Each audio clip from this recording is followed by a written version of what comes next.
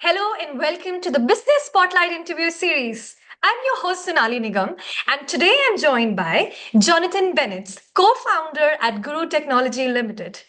Hi Jonathan, thank you so much for joining us. No problem. Thank you for having me. Thank you. Would you like to kick us off with a brief background as to who you are and what you do? Yeah, so we're Johnathan Bennetts here. Guru Technology is our business. Myself and my co-founder Aaron started this 5 years ago, just over 5 years ago in 2019. I would describe us as telecoms and broadband experts, but we deal with phone systems, security, energy, IT, and lightning fast broadband as well. And we are currently the highest rated telecoms company on Google in the UK.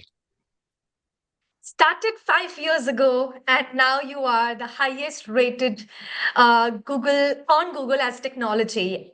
I mean, this must be a journey to talk about. So, can I quickly ask this? What do you attribute your growth to? I would say hard work, slight obsession at times, but ultimately you've got to have, a strong support network.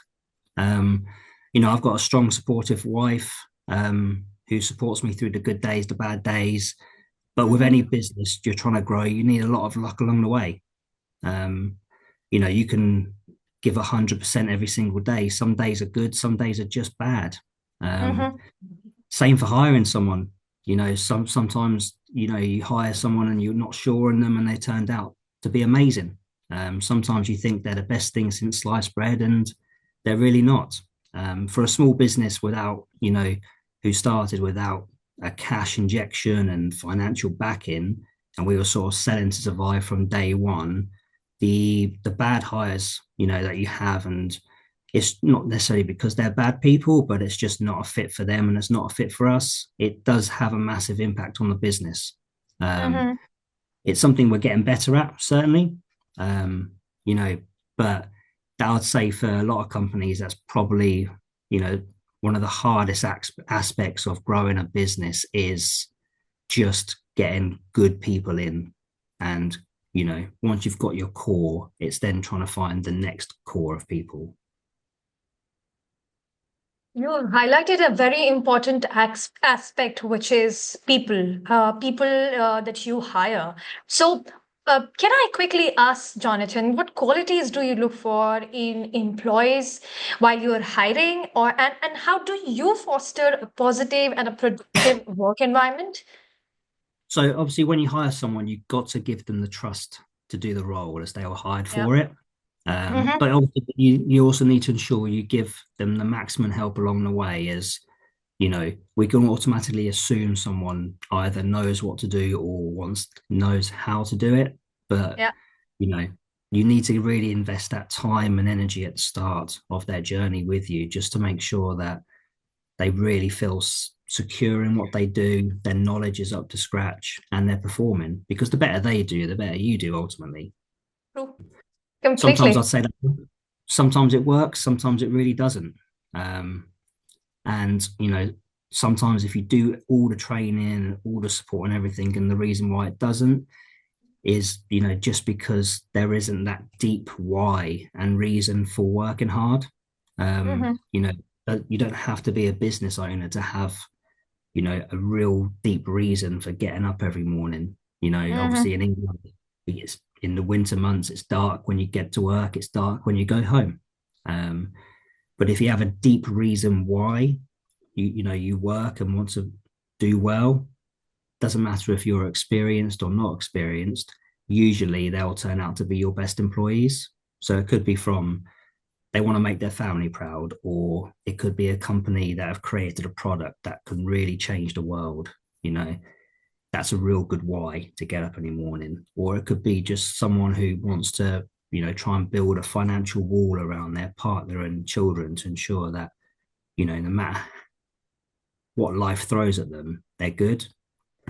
For me and my co-founder especially, it sort of relates to our wives and our children. you know every good day is due to my wife for her support in ensuring I can focus on the company day to day, but also every bad day, she's there as my anchor, brings me back, And kids do help a lot in, helping people cope with work stress. Because at the end of the day, it doesn't matter how bad your day is, you know, the moment you get a hug and kiss from your child at the end of the day, you kind of sort of forget about work and how good or bad the day was. You're there in that moment. That's the So, nicest thing I have heard. Sorry, please carry on.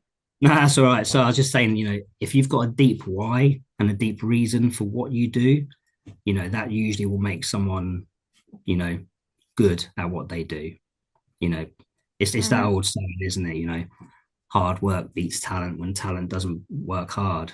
And you can have a great career, and talented people certainly probably, can take their foot off the gas as they get older and more experienced because things just become second nature and they know what they're doing. But that's all very well. But when you're sort of where we are in our journey, 0 to 5 years and, going to be 5 to 10 years, we're still Yeah. very young and fledgling in the industry when you compare us to the big boys. So, Mm-hmm. yeah, for us, it's, if you can nail the reason, bring people in who have got a deep reason why it is what they do every day, then, they're going to work hard and they care about what they do to be a success. That in turn helps the business massively. During this conversation, I was stuck at one point when you said deep whys, deep reasons why you're getting up, why you're working actually. Can I ask that? What were your key drivers of starting this business? I mean, So I'm very inquisitive yeah, to talk about this. Yeah. no. So for us, starting the business was a mix of naivety, I'd say, because you have a career and sort of you always think, I can do this. We should do this. We should be our own bosses and that. But when you strip it all back, it's also a case of, to really provide the best life possible for your family. Mm-hmm. You generally have to be in control of your destiny. Mm-hmm. Um, and that's why we started the business was to, you know, so our wife, our children can have what we didn't have growing up. Wow. Sorry, I'm just paused at the moment by the answer. But yes, the show must go on. So, my next question will be around what would you say are the biggest learning as a owner of the biggest running business successfully? I'd say you have to understand every department. Um, you can't just be good at one thing. You have to wear many, many hats. So, my background was sales in our previous businesses. And obviously, you can take that element, start a business, and you'll do well, but you'll fail if you don't understand, how to look after customers or how, if you don't understand finance, if you don't understand P&Ls, if you're not sure how cash flow works and how that differs to a P&L, because you can sell all the products you want, but without the cash in the bank to pay for bills, pay salaries, your business can quickly be killed. Course.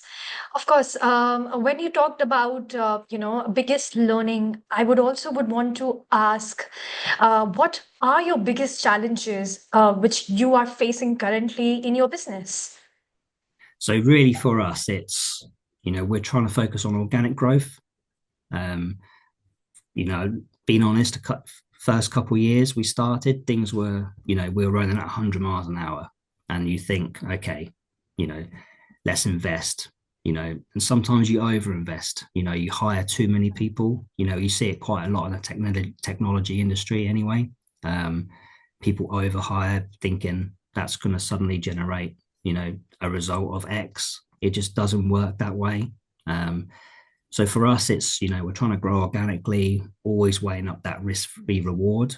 Um, we're also, downside for us is, we might be the highest rated telecoms company on Google in the UK, so we're good at what we do and we care what we do every day, but Mhm.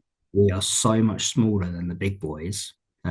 People do tend to stick and think of the biggest brands out there can naturally help them more, Mhm. but, you know, it just takes time to wheel people away from that and, educate them. Thank you. Thank you so much for that answer, Jonathan. And I think we've clearly highlighted few important aspects. But what I could also understand from your conversation, you're also family plays a crucial part while you are growing your business. So can I quickly ask this? How do you balance your personal life with the demand of running a business? How do you strike that perfect balance between the two? Uh, I don't think there is a perfect balance. Um, you know, I know people obviously always talk about there's balance when you're trying to grow a business and everything like that, but there just really isn't the perfect balance because perfect just doesn't exist.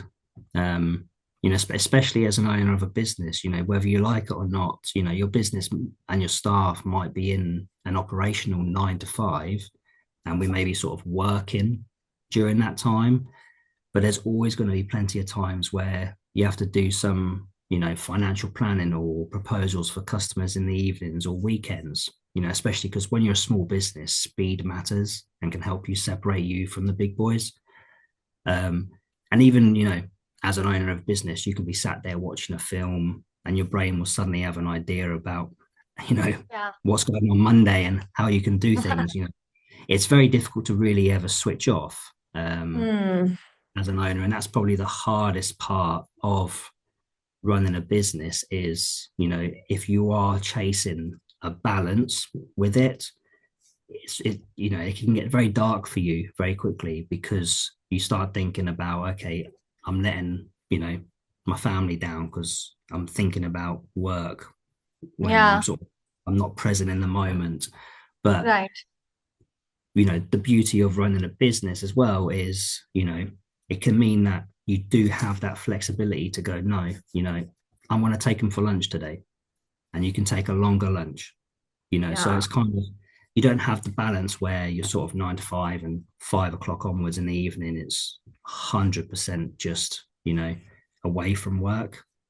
But it kind of, if you accept that they're going to weave in and out of each other, and some days you're going to focus on one more than the other, and treat it as a collective, then I think that's sort of how you can cope and manage with effectively the demands of running a business, but also trying to be a good husband, a good father, etc. Wow, such honest answers from you, and that is so inspirational. And I'm sure our audience have learned and picked so many things. So, is there any closing remark that you would like to share with our audience before we wrap up? A golden nugget, maybe? Golden nugget, I'd say just no day. It's very easy to think you know every day is going to be a good day.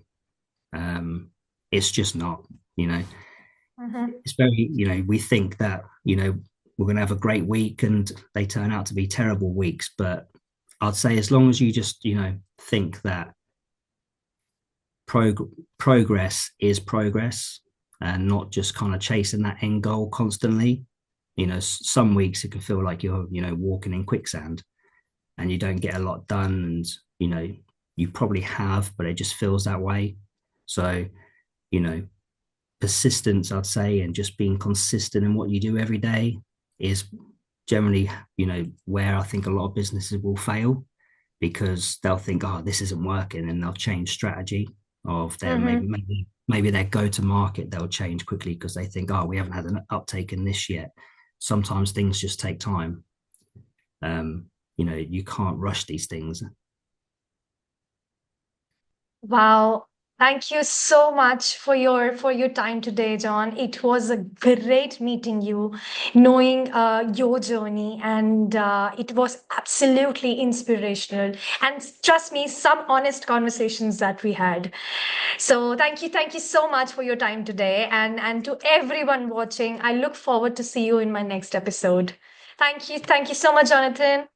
Thank you very much. Thank you.